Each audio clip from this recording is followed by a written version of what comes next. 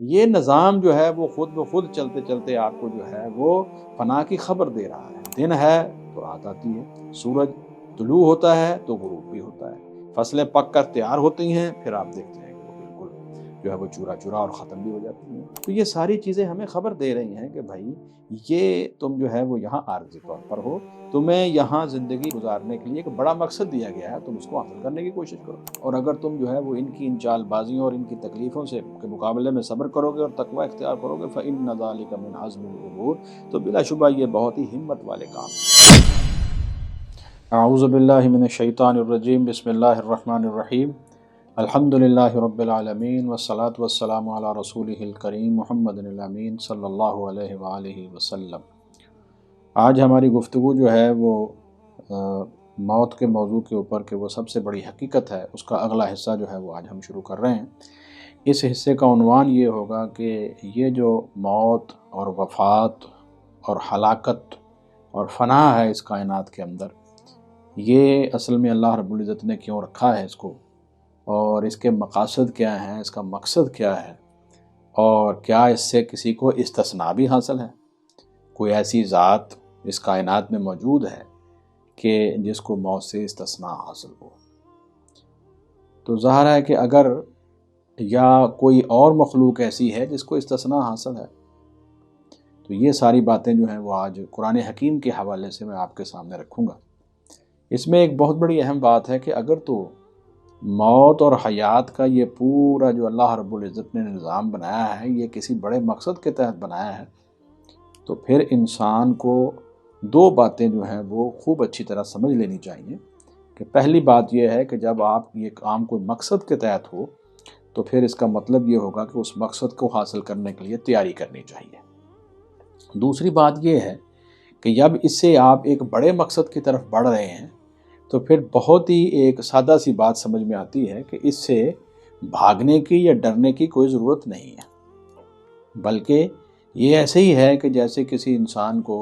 ایک چھوٹے مقصد سے بڑے مقصد میں جانے کے لیے اس کو کئی منازل سے گزرنا پڑتا ہے، تو یہ بھی انسان کے لیے ایک منزل ہے۔ اسی لیے اللہ رب العزت نے قرآن حکیم کے اندر یہ بات کہیں نہیں کہی، اور یعنی قرآن مجید کے اندر آپ کو یہ بات جو ہے وہ کہیں بھی صراحت کے ساتھ نہیں ملے گی کہ موت ایک بہت ہی خوفناک یا ڈراؤنی چیز ہے، بلکہ یہ کہا گیا ہے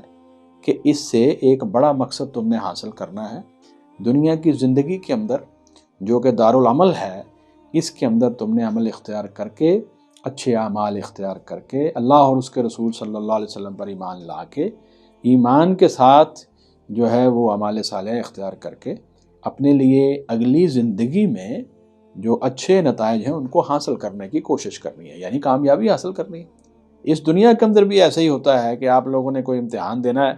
اور اس کے لیے آپ کے لیے بڑا مقصد سامنے ہوتا ہے کہ اس امتحان کے نتیجے کے اندر جو ہے وہ مجھے یہ چیزیں ملیں گی، یا میں اس طرح کر کے جو ہے وہ اگلی ڈگری کورس کے اندر داخلہ لے لوں گا، یا کسی بڑے کمپٹیشن ایگزام کے بعد جو ہے وہ مجھے اس طرح بڑا جو ہے وہ کوئی عہدہ یا پیکج ملے گا۔ تو کیا کرتے ہیں پھر آپ اس کے لیے محنت کرتے ہیں اس مقصد کو حاصل کرنے کے لیے۔ تو بالکل اس کو اسی طرح ہی لینا چاہیے۔ ہمارے ہاں لوگوں نے بعض اوقات جو ہے وہ موت کے اوپر گفتگو جو ہے وہ بہت اگر کرنی چھوڑ دی ہے، نہیں لوگ کر رہے ہیں، علماء کرام ماشاءاللہ اس کے اوپر جو ہم لوگوں کو آگاہ کرتے ہیں،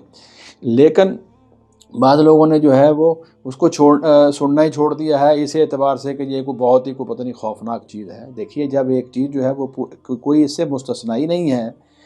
چند ایک استثنائی صورتوں کے جو میں آج آپ کے سامنے رکھوں گا، تو اس کے لیے جو ہے وہ انسان جو ہے اس کو تیار رہنا چاہیے، تیاری کرنی چاہیے، اور بڑے مقصد کو سامنے رکھنا چاہیے، تو وہ اللہ رب العزت کے فضل و کرم سے اس کے لیے جو ہے وہ بالکل ایک آسان مرحلہ جو ہے وہ بن جائے گا۔ سب سے پہلے میں آپ کے سامنے جو ہے وہ قرآن حکیم کے وہ مقامات رکھوں گا، جو پہلا مقام میں نے پچھلے دروس کے اندر پڑھا ہے، اور آج بھی میں کچھ مقامات رکھوں گا جس میں اللہ رب العزت نے اسی حقیقت کو اور اس کے ساتھ بڑے مقصد کو واضح فرمایا ہے۔ اعوذ باللہ من الشیطان الرجیم۔ یہ پہلا مقام جو ہے وہ سورہ آل عمران کا آیات مبارکہ نمبر 185 اور 186 ہے، جو پہلے بھی آپ سن چکے ہیں، پھر بھی سن لیں۔ 185 ہے غالباً یہ آیت مبارکہ، اور 186 ہے۔ کل نفس ذائقۃ الموت، ہر نفس جو ہے، ذی روح جو ہے، جو زندہ جس کو ہم چیز کہتے ہیں، وہ موت کا مزہ چکھنے والا ہے۔ وَإِنَّمَا تُوَفَّوْنَ أُجُورَكُمْ يَوْمَ الْقِيَامَةِ، اور تم پورے دیے جاؤ گے اپنے اجر قیامت کے دن۔ تو اس آیت مبارکہ کے اندر موت اور وفات یہ دونوں الفاظ استعمال ہو گئے ہیں۔ موت ہے کسی بھی آدمی کی زندگی کا اختتام، اور وفات ہوتا ہے، یہ لفظ عام طور پر جو ہے وہ ہوتا ہے کسی کو کے ساتھ پورا جو ہے وہ وفا کرنا، یعنی ہم کہتے ہیں نا کہ اس نے اپنا پورا حق جو ہے وہ ادا کر دیا ہے، تو اس کے لیے بھی یہ لفظ وفات استعمال ہوتا ہے۔ یعنی کوئی آدمی جو ہے وہ اپنا حق پورا ادا کر دے، کوئی آدمی جو ہے وہ کسی کے ساتھ کیا ہوا معاہدہ جو ہے اس کو پورا کر دے، اسی طرح ہی کوئی آدمی جو ہے وہ وفا کا مظاہرہ کرے تو اس کے لیے بھی یہی لفظ استعمال ہوتا ہے۔ اس کی تفصیل جو ہے وہ انشاءاللہ ہمارے اگلے دروس میں آ جائے گی۔ وَإِنَّمَا تُوَفَّوْنَ أُجُورَكُمْ يَوْمَ الْقِيَامَةِ، بلا شبہ تم قیامت والے دن اپنے اجر جو ہے وہ پورے دیے جاؤ گے۔ فَمَنْ زُحْزِحَ عَنِ النَّارِ وَأُدْخِلَ الْجَنَّةَ فَقَدْ فَازَ۔ اب دیکھیے یہ موت کا سامنے جو ہے وہ ایک بڑا مقصد بھی آ گیا ہے، یعنی یہ دنیا کے اندر جو ہے وہ اگر تمہیں رکھنا مقصود ہوتا تو اللہ تعالیٰ تمہاری زندگی کو اس طرح ہی بناتے، اس پورے نظام کو اس طرح ہی بناتے۔ یہ نظام جو ہے وہ خود بخود چلتے آپ کو جو ہے وہ فنا کی خبر دے رہا ہے۔ دن ہے تو رات آتی ہے، سورج طلوع ہوتا ہے تو غروب بھی ہوتا ہے، فصلیں پک کر تیار ہوتی ہیں، پھر آپ دیکھتے ہیں کہ وہ بالکل جو ہے وہ چورا اور ختم بھی ہو جاتی ہیں۔ جو چیز ہری بھری ہوتی ہے وہ سوکھ بھی جاتی ہے۔ یہ جو کائنات کا پورا نظام ہے، انسان ہے، آپ دیکھ لیجئے بچپن اور جوانی، اس کے بعد بڑھاپے کی طرف جا رہا ہے۔ تو یہ ساری چیزیں ہمیں خبر دے رہی ہیں کہ بھائی یہ تم جو ہے وہ یہاں عارضی طور پر ہو، تمہیں یہاں زندگی کے لیے گزارنے کے لیے ایک بڑا مقصد دیا گیا ہے، تم اس کو حاصل کرنے کی کوشش کرو۔ اس لیے آگے یہ بیان فرمایا فَمَنْ زُحْزِحَ عَنِ النَّارِ وَأُدْخِلَ الْجَنَّةَ فَقَدْ فَازَ، اور جو شخص بھی جو ہے وہ جہنم کی آگ سے دور کر دیا گیا اور جنت میں داخل کر دیا گیا وہ کامیاب ہو گیا۔ وَمَا الْحَيَاةُ الدُّنْيَا إِلَّا مَتَاعُ الْغُرُورِ، اور دنیا کی زندگی نہیں ہے مگر یہ ایک سامان۔ یہ متاع کا مطلب ہوتا ہے کہ جو ضرورت کے تحت آپ کو چیز استعمال کرتے ہیں اور اس کے بعد پھر اس کو چھوڑ دیتے ہیں۔ اور الغرور میں نے یہ پچھلی دفعہ بھی کہا تھا کہ غرر سے ہے، غرر معنی ہوتا ہے دھوکہ۔ تو یہ انسان جو غرور بھی اس لیے کہتے ہیں کہ فلاں آدمی بڑا مغرور ہے، حالانکہ وہ مسئلہ کیا ہوتا ہے کہ وہ دھوکے میں پڑا ہوا ہے، حالانکہ کوئی بھی چیز اس کی اپنی ذاتی نہیں ہے، رب العزت کی طرف سے اس کو امانت کے طور پر دی گئی ہے، نہ اس کی جان اپنی ہے نہ مال اس کا اپنا ہے، تو پھر اس کو غرور کس بات کر رہی؟ اس لیے یہ انسان کا اپنے نفس کا اور شیطان کا دھوکہ ہوتا ہے، اس لیے اس کو بھی غرور کہتے ہیں۔ تو یہ جو سامان ہے دنیا کا، یہ دھوکے کا ہے سامان ہے۔ ایسا نہ ہو کہ اس ضرورت کے سامان کو آپ مستقل سمجھ لیں اور پھر اس سے آپ جو ہے وہ اپنے بڑے مقصد سے ہٹ جائیں۔ یہ معنی ہے اس کا کہ یہ دھوکے کا سامان ہے۔ اور اس کے بعد فرمایا لَتُبْلَوُنَّ فِي أَمْوَالِكُمْ وَأَنفُسِكُمْ، البتہ تم ضرور آزمائے جاؤ گے اپنے مالوں میں بھی اور اپنے جانوں میں بھی۔ اور یہ جو عربی کے ماہرین ہیں وہ جانتے ہیں کہ یہاں پر لام اور آخر کے اوپر نون شد والا، اس کو لام تاکید بنون ثقیلہ کہتے ہیں۔ اور اگر یہ کسی فعل کے اندر جو ہے یہ دونوں چیزیں جو ہیں وہ آ جائیں تو اس میں بہت زیادہ زور ہوتا ہے، اور یہ ہوتا ہے لَتُبْلَوُنَّ، یعنی ہر صورت جو ہے وہ تم ضرور آزمائے جاؤ گے، فی اموالکم وانفسکم، اپنے مالوں میں اور اپنی جانوں میں۔ تو اس میں بھی کوئی پریشانی والی بات نہیں ہونی چاہیے۔ اللہ رب العزت نے ہمیں چیزیں جو ہیں وہ امانتاً عطا کی ہیں، تو اگر مالک جو ہے وہ اپنی امانت مانگتا ہے تو ہمیں اس کے لیے تیار رہنا چاہیے، اور اگر وہ ہمیں کوئی چیز دے رہا ہے تو اس کے لیے جو ہے وہ ہمارے پاس جذبہ شکر ہونا چاہیے۔ اگر کوئی چیز اللہ رب العزت جو ہے وہ اپنی حکمت کے تحت جو ہے وہ لے لیتے ہیں تو اس کے لیے ہمارے پاس جذبہ صبر ہونا چاہیے۔ مومن کا تو نقصان ہی کسی چیز میں نہیں ہے۔ لَتُبْلَوُنَّ فِي أَمْوَالِكُمْ وَأَنفُسِكُمْ، البتہ ضرور تم آزمائے جاؤ گے اپنے مالوں میں اور اپنی جانوں میں۔ وَلَا تَسْمَعُنَّ مِنَ الَّذِينَ أُوتُوا الْكِتَابَ مِنْ قَبْلِكُمْ، اور یہاں پر پھر دیکھیے لام تاکید اور نون ثقیلہ، اور یقیناً تم ضرور سنو گے ان لوگوں سے جو پہلے کتاب دیے گئے تھے تم سے پہلے جو کتاب دیے گئے تھے، یعنی یہود و نصارہ، ان کی طرف سے بھی تمہیں جو ہے وہ کیا ہوگا، ضرور سننی پڑیں گی۔ وَمِنَ الَّذِينَ أَشْرَكُوا، اور وہ لوگ جنہوں نے شرک کیا ہے، اذًا کثیرا، بہت سی ایسی باتیں جو تمہیں جو ہے وہ ایذا پہنچائیں گی، تمہیں جو ہے وہ نقصان پہنچائیں گی۔ دیکھ لیجیے دنیا کے اندر کیا ہو رہا ہے۔ مشرکین اور یہود و نصارہ کا گٹھ جوڑ جو ہے وہ ہر لحاظ سے کوشش کر رہا ہے کہ مسلمان امت سے بحیثیت مجموعی بھی اور انفرادی طور پر مسلمان اور مومنین جو ہیں ان کو نقصان پہنچایا جائے۔ الا ماشاء اللہ، کچھ ہو سکتا ہے کہ کچھ لوگ جو ہیں وہ ہدایت اور خیر کے جذبے کے ساتھ کوئی اچھا سوچ رہے ہوں، وگرنہ ابھی تک تو یہی مشاہدہ نظر آ رہا ہے کہ ان کی طرف سے شدید نقصان اور شدید ایذا جو ہے وہ پہنچایا جا رہا ہے اور پہنچانے کی کوشش کی جا رہی ہے۔ اس کے لیے میرا خیال ہے کسی بھی تاریخی حوالے کی ضرورت نہیں ہے۔ ابھی دیکھ لیجئے آپ کے سامنے جو ہے وہ یہ کشمیر میں اور اس طرح یہ فلسطین میں اور غزہ میں اور اس طرح دیگر حالات زندگی جو ہمارے دنیا کے اندر جو ہے وہ حالات گزر رہے ہیں وہ آپ کے سامنے، اور اسی طرح ہی یہ افریقہ کے اندر اور خاص طور پر سوڈان میں، اور اسی طرح ہی ہمارے قریب یہ جو میانمار علاقہ ہے، یہ برما کا علاقہ جس کو ہم کہتے ہیں، تو یہاں دیکھ لیں کیا ہوا ہے اور کس طریقے کے ساتھ جو ہے وہ لوگوں کو جو ہے وہ تکلیف پہنچائی گئی ہے، اور کس طریقے سے بغیر اس بات کے کہ یہ بچے ہیں، یہ بے قصور ہیں، یہ بوڑھے ہیں، یہ عورتیں ہیں جن کا براہ راست جنگ کے ساتھ تعلق بھی کوئی نہیں ہے، لیکن دیکھ لیجئے ان لوگوں کے اندر جو ہے وہ کس قدر دشمنی اور نفرت اور وہ شیطان کے کس قدر جو ہے وہ پیروکار اور اس کا گروہ بنے ہوئے ہیں کہ وہ زندہ کو تو مار ہی رہے ہیں، مارنے والوں کے اوپر بھی فردر جو ہے وہ تشدد کر رہے ہیں۔ تو دیکھ لیجئے پھر ان کے اندر جو ہے وہ کس قدر جو ہے وہ ایمان والوں کے خلاف نفرت ہے۔ اللہ تعالیٰ جو ہے وہ ان کے شر سے ہمیں بچائے، اور اللہ تعالیٰ سے دعا ہے کہ اللہ رب العزت ان غیر مسلموں کو بھی ہدایت نصیب فرمائے تاکہ وہ اس بڑے عذاب سے بچ جائیں جو ان کے سامنے کھڑا ہے۔ اگرچہ وہ یہاں جو ہے وہ انسان سوچ نہیں رہا، لیکن حقیقت یہ ہے کہ وہ ان کے سامنے کھڑا ہے اور وہ آ کے رہے گا۔ وَإِن تَصْبِرُوا وَتَتَّقُوا، اور اگر تم جو ہے وہ ان کی ان چال بازیوں اور ان کی تکلیفوں سے کے مقابلے میں صبر کرو گے اور تقوی اختیار کرو گے، فَإِنَّ ذَلِكَ مِنْ عَزْمِ الْأُمُورِ، تو بلا شبہ یہ بہت ہی ہمت والے کام ہیں۔ تو یہاں پر بھی اللہ رب العزت نے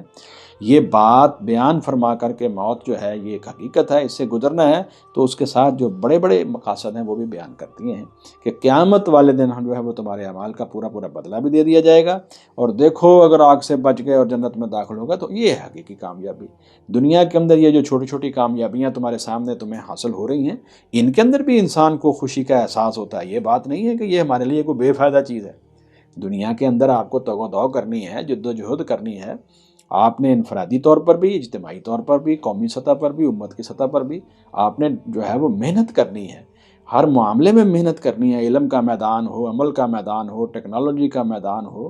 ہاں جی، اس کے علاوہ تجارت ہو، صنعت ہو اور کاروبار ہو، کچھ بھی ہو۔ اسی طرح ہی جو ہے وہ نئی نئی ٹیکنالوجیز دنیا کے اندر جو آ رہی ہیں، آئی ٹی پروفیشنل کے لوگ جو ہے وہ لوگ جانتے ہیں اس بات کو، تو یہ ان تمام میدانوں کے اندر ہم نے محنت کرنی ہے۔ اس کا یہ مطلب نہیں ہے کہ ہم جو ہے وہ سب کو چھوڑ چھاڑ کے بیٹھ جائیں گے، یہ اللہ تعالیٰ کا جو ہے وہ نہ ہی اللہ تعالیٰ نے اس کا حکم دیا ہے، نہ ہی ان کو اللہ تعالیٰ کی طرف سے یہ کوئی تقاضا ہے۔ تو یہ محنت تو ہم نے کرنی ہے، اور اس کے لیے جو بھی ضرورت کے تحت ہمیں جو ہے وہ اپنا فن اختیار کرنا ہے، کوئی بھی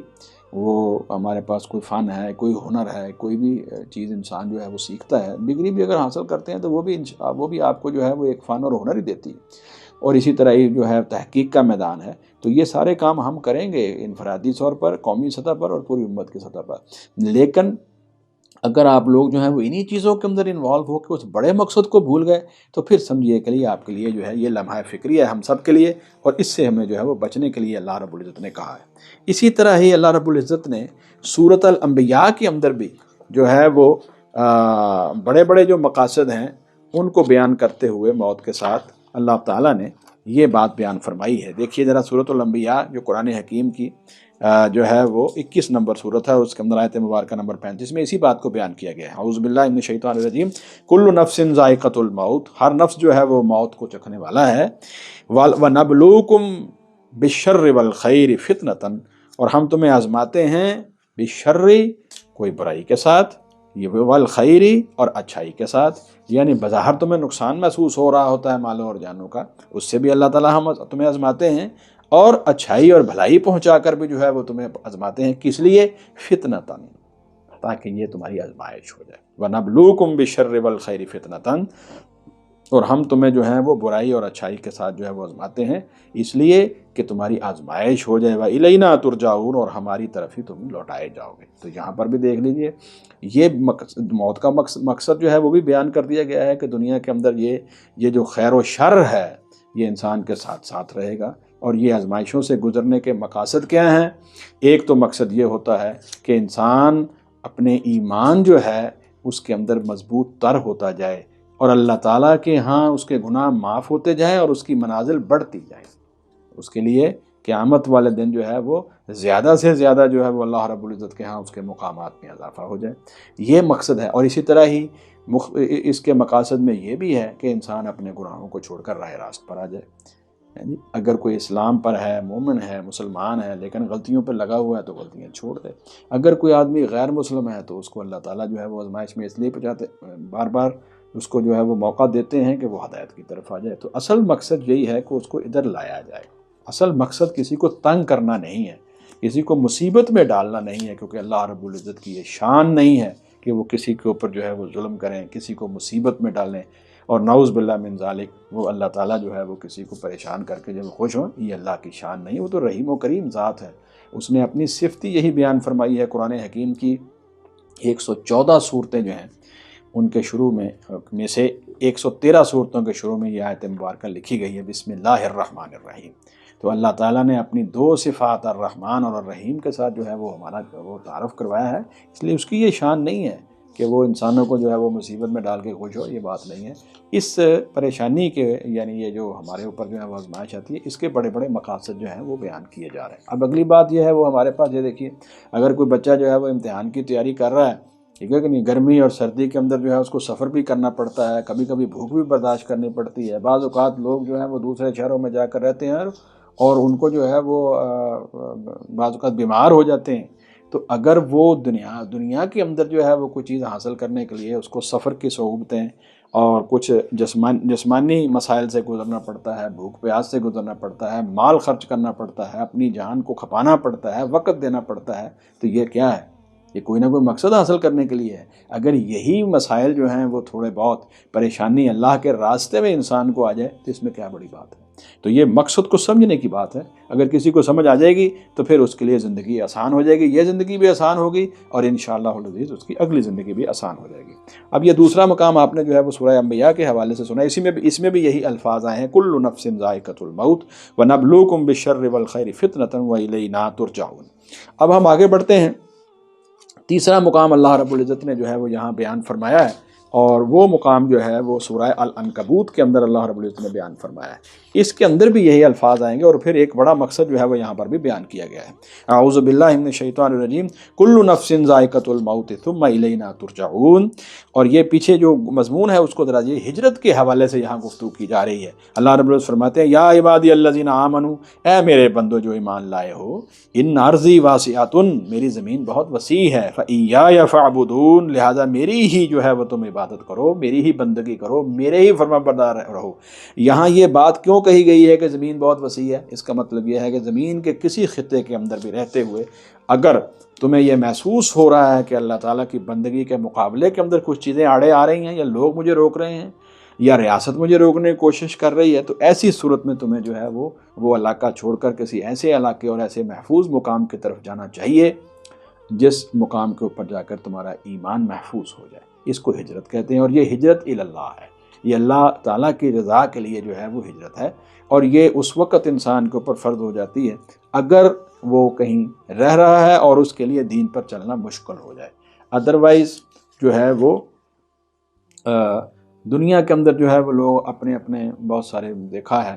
کہ کاروبار کے لیے، اپنی نوکریوں کے لیے اور کچھ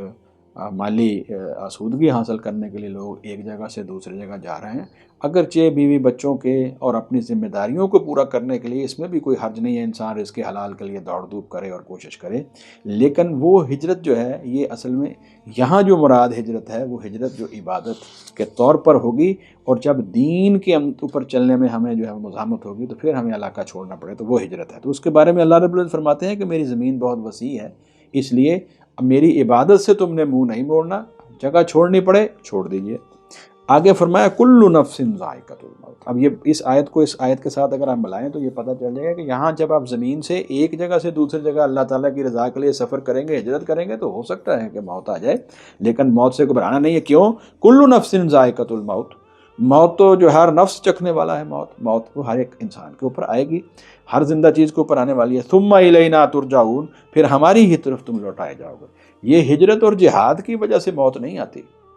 بلکہ یہ تو اللہ تعالیٰ کے مقرر شدہ فیصلے اور وقت کے مطابق آتی ہے۔ والذین آمنوا وعملوا الصالحات، اور جو لوگ، اب پھر وہی بات آ گئی، یہ دیکھیے بڑے بڑے، میں نے کہا تھا کہ جہاں بھی یہ آیت مبارکہ آئے گی اس کے ساتھ جو ہے وہ اس کے نتائج اور اس کے بڑے مقاصد بھی بیان ہوں گے۔ والذین آمنوا، اور وہ لوگ جو ایمان لائے، وعملوا الصالحات، انہوں نے عمل کیے نیک، لنبوئنہم من الجنت غرفا۔ اب دیکھیے پھر یہاں لام تاکید اور نون ثقیلہ کے ساتھ، یعنی ضرور بالضرور جو ہے وہ ہم تمہیں جگہ دیں گے، من الجنت، جنت کے، غرفن، بالا خانوں میں، تجری من تحتها الانہار خالدین فیہا، ان کے نیچے جو ہے وہ نہریں جو چل رہی ہیں ہمیشہ، وہ آپ لوگ رہیں گے، ہیں ان کے تجری من تحت الانہار، بہتی ہیں ان کے نیچے نہریں، خالدین فیہا، وہاں ہمیشہ ہمیشہ لوگ رہیں گے۔ نعم اجر العاملین، یہ عمل کرنے والوں کے لیے بہترین اجر ہوگا۔ اور پھر فرمایا الذین صبروا علی ربہم یتوکلون، یہ دو صفتیں بیان فرمائی ہیں کہ ایمان اور اعمال صالحہ کے ساتھ ساتھ ہجرت اور جہاد کا یہ بہت بڑا مقصد، اللہ کے دین کو دنیا کے اندر لوگوں تک پہنچانے کے لیے جو کوشش اور جدوجہد تم کرو گے، یہ ان لوگوں کو نصیب ہوگی جنہوں نے جو ہے وہ صبر کیا ہے، وعلی ربہم یتوکلون، اور اپنے رب ہی پر وہ توکل کرتے ہیں۔ تو صبر اور توکل جو ہے یہ ایمان اور اعمال صالحہ کے ساتھ اگر تمہیں نصیب ہو جائے گی تو سمجھو کہ پھر تم اس اللہ رب العزت کی ہمیشہ ہمیشہ کی جنت اور اس کی رضا اور خوشنودی حاصل کر لو گے اور جنت کے وارث بن جاؤ گے۔ پھر تسلی دینے کے لیے یہ بات کہی ہے وَكَأَيٍّ مِّن دَابَّةٍ، اور کتنے ہی زمین پر چلنے والے جانور ہیں، لا تحمل رزقها، دوسری پریشانی انسان کو یہی ہوتی ہے کہ اگر میں ایک پریشانی تو ہجرت اور جہاد میں یہ ہوتی ہے کہ موت آ جائے گی، دوسری پریشانی یہ ہوتی ہے کہ میرے بیوی بچوں کا اور میرے رزق کا کیا بنے گا، اس کی تسلی اللہ رب العزت نے فرمائی ہے وَكَأَيٍّ مِّن دَابَّةٍ، اور کتنے ہی زمین پر چلنے والے جانور ہیں، لا تحمل رزقها، کہ وہ اپنا رزق اپنے ساتھ اٹھائے نہیں پھرتے، اللہ یرزقها، اللہ تعالیٰ ان کو رزق دیتا ہے، وَإِيَّاكُمْ، اور تمہیں بھی وہی رزق دیتا ہے، وَهُوَ السَّمِيعُ الْعَلِيمُ، وہ خوب سننے والا، خوب جاننے والا ہے، وہ جتنا تمہارے حالات کو جانتا ہے کہ تمہیں کون کس کس چیز کی ضرورت ہے، تمہیں، تمہارے خاندان کو، تمہارے بیوی بچوں کو، تو اس سے زیادہ بڑھ کر کون جو ہے وہ تمہاری ضروریات کو سمجھتا ہوگا۔ وہ السمیع ہے، خوب سننے والا ہے، العلیم ہے، وہ خوب جاننے والا ہے۔ اس لیے اگر ضرورت پڑ جائے تو تمہیں جو ہے وہ اگر ہجرت اور جہاد کے لیے دین اسلام کو، ریاست مسلمانوں کی ریاست کو ضرورت پڑ جائے تو پھر تمہیں جو ہے پیچھے نہیں ہٹنا چاہیے۔ رزق کی ذمہ داری جو ہے وہ اللہ رب العزت نے اٹھا رکھی ہے اور وہ تمہیں مل کے رہے گا۔ یہ تین مقامات کے اوپر جو ہے وہ یہاں پر بیان فرمائی ہے اللہ رب العزت نے یہ بات، اور اس کے بعد پھر آگے چوتھے مقام کے اوپر جا کے پھر اس کا ایک مقصد جو ہے وہ سورۃ الملک کے اندر اللہ رب العزت نے بیان فرمایا، جو 29ویں پارے کی سورہ مبارکہ ہے۔ اللہ رب العزت فرماتے ہیں یہاں پر بھی، اعوذ باللہ من الشیطان الرجیم، سورۃ مبارکہ کی پہلی دو آیتیں مبارکہ میں آپ کے سامنے پڑھ دیتا ہوں۔ تبارک الذی بیدہ الملک، بڑی ہی بابرکت ہے وہ ذات جس کے ہاتھ میں ہے ساری کی ساری بادشاہی، وہو علی کل شیء قدیر، وہ ہر چیز پر خوب قادر ہے۔ الذی خلق الموت والحیات، یہ دیکھیے یہاں بڑا مقصد بیان ہو رہا ہے، اللہ تعالیٰ نے پیدا کیا ہے موت اور زندگی کو، لیبلوکم، تاکہ وہ تمہیں آزمائے، ایکم احسن عملا، کہ کون تم میں سے زیادہ اچھا عمل کرتا ہے۔ ہمارے ہاں بھی ایسے ہی ہوتا ہے، کمپٹیشن ایگزام کے اندر پورا بندوبست کیا جاتا ہے، حتیٰ کہ یہ جو بڑی بڑی گیمز ہو رہی ہیں اس کے لیے بھی بندوبست کیا جاتا ہے، عمارتیں بنائی جاتی ہیں، گراؤنڈز بنائی جاتی ہیں، اس کے لیے جو ہے وہ ٹریننگ کی جاتی ہے جی، کس مقصد کے لیے کی جاتی ہے؟ اس کا مقصد یہی ہوتا ہے کہ کون وہاں بہتر پرفارم کرے۔ وہ اس مقصد کے لیے نہیں بنائی جاتی کہ لوگوں کو مصیبت میں ڈالی جائے یا لوگ وہاں پر جو ہے وہ شکست کا شکار ہو جائے۔ کس لیے جو ہے وہ ایک آدمی جو ہے محنت کر رہا ہوتا ہے گیمز کے اندر، تم دیکھیں خون پسینہ اپنا ایک کر رہا ہے، ایکسرسائزز کر رہا ہے، اپنی باڈی اور فٹنس جو ہے اس کو بہتر سے بہتر کر رہا ہے کہ میں مقابلہ جیت جاؤں۔ اس کا مقصد کیا ہوتا ہے؟ یہی ہے کہ وہ اپنے سامنے ایک مقصد رکھتا ہے اور اس کو وہ حاصل کرنے کی کوشش کرتا ہے۔ اللہ رب العزت فرماتے ہیں کہ ہم نے بھی یہ زمین کے اوپر یہ جو پوری انسانیت کا یہ لیے جو ہے وہ یہ نظام سجایا ہے اور یہ کائنات کا نظام بنایا ہے، اس کا مقصد کیا ہے؟ لیبلوکم ایکم احسن عملا، تاکہ وہ تمہیں آزمائے کہ تم میں سے کون زیادہ اچھا عمل کرنے والا ہے۔ وہو العزیز الغفور، یہاں دیکھیے وہاں دو پچھلی آیت مبارکہ کے اندر السمیع اور العلیم کی صفات استعمال کی ہیں۔ یہ بہت ہی بڑا اور جامع موضوع ہے اللہ رب العزت کے پاکیزہ اور پاک ناموں اور اس کی صفات اور اسماء کا تذکرہ اور ان کی معرفت اور ان کی حقیقت اور ان کی گہرائی کو سمجھنا۔ یہ اتنی بڑی چیز ہے کہ اللہ رب العزت ہر ایک کو یہ نصیب فرمائے تو پھر اللہ رب العزت کی ذات مبارکہ کا صحیح تعارف انسان کو حاصل ہوتا ہے۔ تو یہاں چونکہ یہ موضوع نہیں اس لیے ہم یہ گزرتے جا رہے ہیں، لیکن میں بیان وَهُوَ الْعَزِيزُ الْغَفُورُ، وہ بڑا غالب ہے، وہ اور دوسرا الغفور ہے، بخشنے والا ہے، وہ غفور ہے، خوب بخشنے والا ہے اور بڑا زبردست ہے، غالب ہے۔ اس نے یہ جو نظام بنایا ہے یہ کسی کے بس میں نہیں ہے کہ وہ اس نظام کو جو ہے وہ توڑ کر یا اس کو آگے پیچھے کر کے کہیں اور چلا جائے۔ اور دوسری بات یہ ہے کہ تم دنیا میں آئے ہو، اچھے اعمال کرو گے، لیکن ساتھ غلطیاں بھی ہوگی، تو اس لیے وہ غفور ہے، معاف کرنے والا ہے۔ تو اللہ رب العزت جو ہے انہوں نے اس آیت مبارکہ سورۃ الملک کے یہ مقام میں نے چوتھا آپ کے سامنے رکھا ہے۔ تو یہ زندگی اور موت جو ہے اس کو پیدا کرنے کا ایک مقصد بھی یہاں بیان کر دیا گیا ہے۔ اس کے بعد جو ہے وہ سورۃ النساء کے اندر اللہ رب العزت نے پھر یہی معاملہ جو ہے وہ موت والا کہ اس سے تمہیں جو ہے وہ بھاگنا نہیں چاہیے۔ یہ موت ایک ایسی چیز نہیں ہے کہ تم اس سے جو ہے وہ بھاگو، اور یہاں پر جو ہے وہ بھی بیان فرما دیا گیا ہے کہ موت تو بہرحال تمہیں آنی ہے۔ یہ جنگ احد کے اندر جو ہے وہ مسلمانوں کی ایک بڑی تعداد شہید ہوئی ہے۔ یہ واقعہ جو ہے وہ سیرت کی کتابوں کے اندر موجود ہے کہ نبی کریم صلی اللہ علیہ وآلہ وسلم نے ایک گھاٹی کے اوپر کچھ صحابہ کرام رضوان اللہ علیہ مجمعین کو جو ہے وہ مقرر فرمایا تھا۔ تو اس کے نتیجے میں یہ ہوا کہ جب پہلے مسلمانوں کو جو ہے وہ فتح جب حاصل ہوئی تو گھاٹی کے اندر جو صحابہ کرام تھے ان کے درمیان یہ گفتگو ہوئی کہ بھئی مقصد تو ہمارا حاصل ہو گیا ہے، حالانکہ حضور صلی اللہ علیہ وسلم نے فرمایا تھا کہ تم کسی بھی حالت میں تا حکم ثانی اس کو نہیں چھوڑو گے۔ وہاں وہ تاریخی واقعہ میں نہیں بیان کر رہا۔ تو بہرحال وہ صحابہ اکرام کے درمیان جو ہے وہ اس مسئلے کے اوپر جب ڈیبیٹ ہوئی تو انہوں نے یہ سمجھا کہ چونکہ اصل مقصد تو فتح ہی تھی، وہ تو حاصل ہو گئی ہے، تو وہ گھاٹی سے نیچے اتر کے جو ہے وہ شامل ہو گئے دوسری فوج کے ساتھ، اور مال غنیمت وغیرہ وہاں پر اکٹھا کرنے کے لیے جس طرح لوگ اکٹھا کر رہے تھے۔ لیکن تھوڑے سے صحابہ کرام جو ہے وہ اس چاک گھاٹی کے اوپر رہ گئے، اور اس وقت حضرت خالد ابن ولید رضی اللہ عنہ مسلمان نہیں ہوئے تھے، تو انہوں نے جو ہے وہ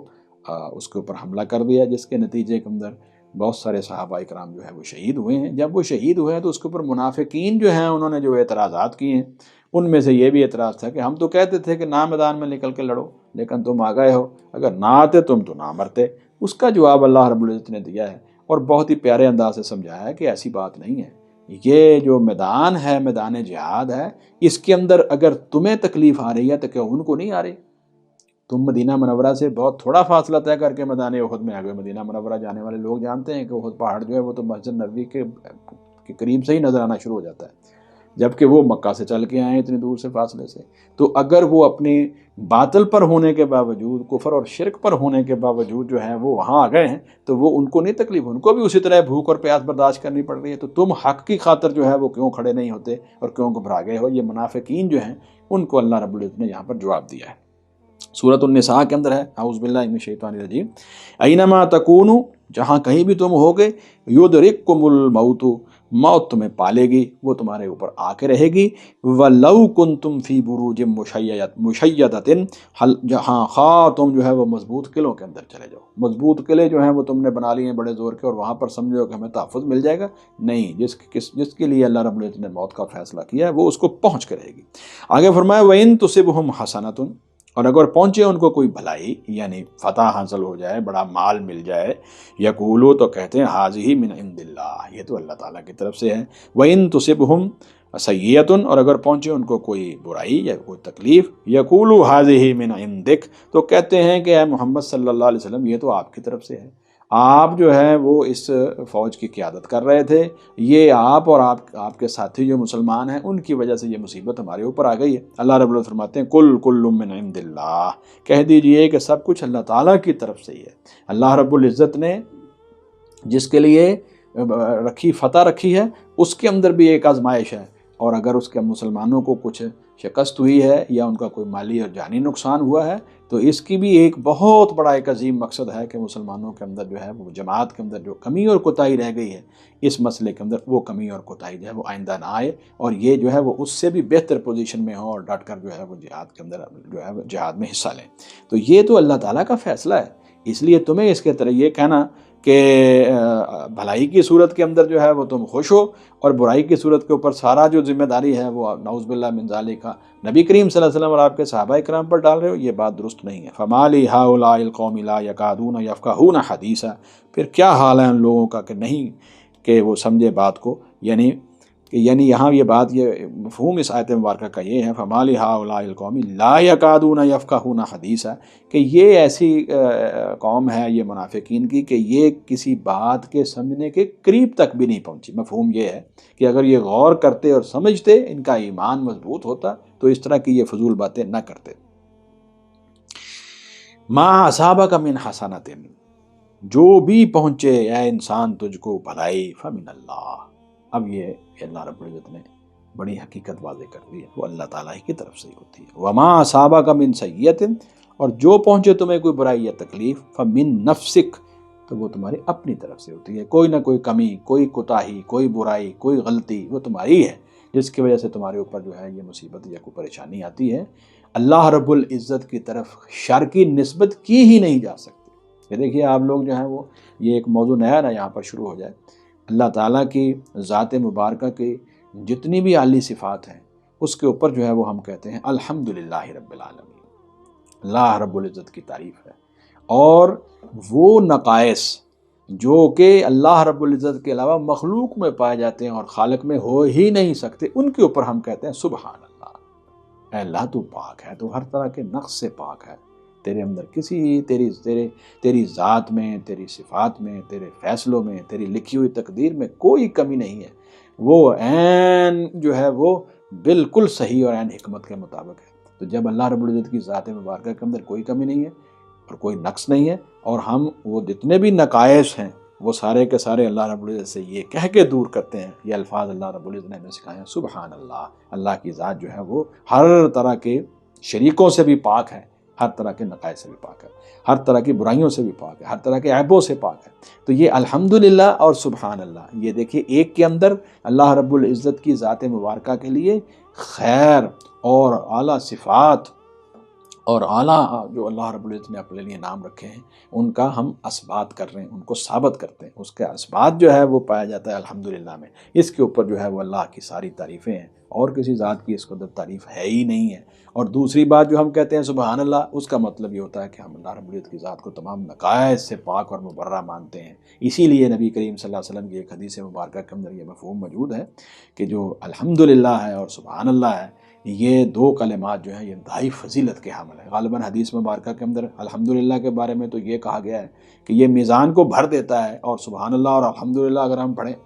دونوں اکٹھے پڑھیں، تو زمین اور آسمان کا جو درمیانی خلا ہے وہ اللہ رب العزت نیکیوں سے بھر دیتے ہیں۔ یہ اتنی فضیلت والے کلمات ہیں، تو اس لیے اس آیت مبارکہ میں بھی یہ بات کہی گئی ہے، ما اصابک من حسنۃ فمن اللہ، اے انسان تجھ کو کوئی بلائی پہنچتی ہے تو وہ اللہ تعالیٰ کی طرف سے ہے، وما اصابک من سیئۃ، اور جو برائی تمہیں پہنچتی ہے تکلیف، فمن نفسک، تو وہ تمہاری اپنی طرف سے ہوتی ہے۔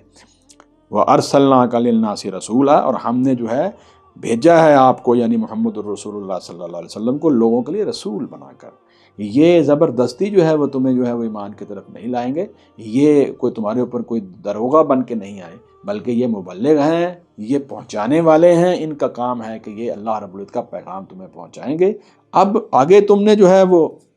قبول کرنا ہے، نہیں قبول کرنا یہ تمہاری مرضی ہے، اور یہ جو ہے وہ یہ اللہ رب العزت کا کام ہے، وہ تمہارے ہر عمل کو دیکھ رہے ہیں۔ وَكَفَى بِاللَّهِ شَهِيدًا، اور کافی ہے اللہ گواہ، اللہ تعالیٰ جو ہے وہ اس بات پر جو ہے اللہ کی گواہی کافی ہے کہ محمد الرسول اللہ صلی اللہ علیہ وسلم جو ہے وہ اللہ کے سچے پیغمبر ہیں، اور تمہیں جو ہے وہ ان کا اللہ کا پیغام پہنچا رہے ہیں۔ اور دوسری بات جو یہاں پر ایک اور بھی ہے، اس حوالے سے بھی اللہ تعالیٰ گواہ ہے کہ تم کیا جواب دے رہے ہو محمد الرسول اللہ صلی اللہ علیہ وسلم کو، ان کی تابعداری کر رہے ہو یا تو مخالفت کر رہے ہو، اس بات کے اوپر بھی اللہ تعالیٰ گواہ ہے، اس کو سارا پتہ ہے کہ تمہارے اعمال کیا ہیں۔ آگے فرمایا مَن یُطِعِ الرَّسُولَ فَقَدْ اطاع اللہ، اصل میں حقیقت بھی ہے، یہ تم جس غلط فہمی میں پڑے ہوئے ہو کہ یہ محمد الرسول اللہ صلی اللہ علیہ وسلم ہمارے اندر ہی زندگی بسر کر رہے ہیں، جیسے ہم جو ہیں وہ زندگی بسر کر رہے ہیں، جیسے ہم کھاتے پیتے ہیں یہ بھی اسی طرح ہی کھاتے پیتے ہیں، ہمارے سامنے چلتے پھرتے ہیں، عام لوگوں کی طرح زندگی بسر کرتے ہیں، تو یہ تمہیں غلط فہمی پڑ گئی ہے کہ کیا ہم ایک عام انسان کی جو ہے وہ پیروی کریں، کیا اللہ رب العزت نے جو ہے وہ ہم انسانوں میں سے ایک عام انسانوں کی طرح زندگی بسر کرنے والے شخص کو جو ہے وہ رسالت اور نبوت کے عہدے کے اوپر جو ہے وہ عطا فرما دیا ہے، نبوت اور رسالت سے سرفراز فرما دیا ہے، اور پھر ہم اس کی پیروی کریں اور اس کی اطاعت اور فرمانبرداری کریں؟ تو فرمایا اصل میں یہ بات نہیں ہے، تم نے نبی اکرم صلی اللہ علیہ وآلہ وسلم کا کی جو منقبت ہے، جو فضیلت ہے، جو عظمت ہے، اور جو نبوت اور رسالت کا مقام ہے، اس کو سمجھا ہی نہیں ہے۔ ایسی بات نہیں ہے۔ اصل میں نبی کریم صلی اللہ علیہ وسلم کی اطاعت جو ہے وہ اللہ تعالیٰ کی اطاعت ہے۔ میں یطع الرسول فقد اطاع اللہ، جس نے اطاعت کی رسول کی تو تحقیق اس نے اطاعت کی اللہ کی۔ اللہ رب العزت کے حکم کے تحت اللہ کا نمائندہ بن کے وہ تمہارے پاس آئے ہیں، ان کی بات ماننا حقیقت میں اللہ رب العزت کی بات ماننا ہے۔ ومن تولی، اور جو آدمی اس سے روگردانی کرے گا، فما ارسلناک علیہم حفیظا، اے محمد صلی اللہ علیہ وسلم ہم نے آپ کو ان لوگوں کے اوپر کوئی نگہبان بنا کر نہیں بھیجا، بس ان کا معاملہ جو ہے آپ نے بات پہنچا دی ہے، آپ کی ذمہ داری ختم ہو گئی ہے، آپ نے عمل کر کے دکھا دیا ہے، قولاً و فعلاً اس کی وضاحت کر دی ہے، پوری تفصیل بیان کر دی ہے، تفسیر بیان کر دی ہے، اس کی تبیین کر دی ہے، اس کی وضاحت کر دی ہے، پیغام جو ہے وہ پہنچانے کا صحیح حق ادا کر دیا ہے۔ تو اب اگلا معاملہ جو ہے وہ آپ اللہ رب العزت پر چھوڑ دیجئے۔ تو یہ اس مقام کے اوپر بھی اللہ رب العزت نے جو ہے وہ موت کے بارے میں یہ بات بیان فرمائی ہے کہ تمہیں اس سے ایک ایسی حقیقت ہے جس سے بھاگنا نہیں چاہیے، بلکہ اس کے لیے تیاری کرنی چاہیے، اور یہ جو تم جو ہے وہ بہانے ڈھونڈ رہے ہو اور اس طرح کی جسٹیفیکیشنز کر رہے ہو، جس طرح کی اس آیت مبارکہ میں ہے کہ ہمیں نیکی مل جائے اور کوئی بھلائی مل جائے تو وہ اللہ تعالیٰ کی طرف سے عنایت ہے، اور اگر کوئی تمہارے اوپر پریشانی آ جائے تو تم فوراً جو ہے وہ اس کو نبی پاک صلی اللہ علیہ وسلم اور آپ کے صحابہ کرام کی طرف جو ہے منسوب کر دیتے ہو۔ یہ وتیرہ جو ہے وہ تمہارا غلط ہے، اور پرانے انبیاء علیہ الصلوۃ والسلام کے بارے میں بھی ہے۔ سیدنا موسیٰ علیہ السلام کے واقعے میں آتا ہے، سورہ یاسین میں 3 انبیاء علیہ الصلوۃ والسلام کے بارے میں آتا ہے کہ جب بھی ان کی قوم کے اوپر کوئی پریشانی آتی تو وہ کہتے یہ نعوذ باللہ من ذالک، یہ آنے والا شخص یعنی اللہ کا رسول نعوذ باللہ اور اس کے ساتھی جو ہیں یہ ان کی نحوست ہے، یہ نہ ہوتے تو یہ پریشانی نہ آتی۔ یہ ہے انسان کا وہ وتیرہ جو انتہائی خطرناک اور اس کے لیے نقصان دہ ہے، اور نرا خسارہ اور نقصان ہے۔ اگر کوئی انسان اس نظریے کے ساتھ دنیا کے اندر زندگی بسر کرے گا تو وہ بہت بڑا نقصان اٹھائے گا۔ تو اس مقام کو بھی اللہ رب العزت نے یہاں پر بیان کر دیا ہے، اور ہر جان جو ہے اس کا وقت جو ہے وہ اللہ تعالیٰ نے مقرر کیا ہوا ہے، اور اس جب اللہ رب العزت نے اس کا ہر ایک کا وقت جو ہے وہ مقرر کیا ہے تو پھر آپ کس طریقے کے ساتھ جو ہے وہ ایک دوسرے کے اوپر جو ہے وہ الزامات لگا سکتے ہیں، یا یہ تو بالکل ہی ایک عجیب و غریب قسم کی بات ہو۔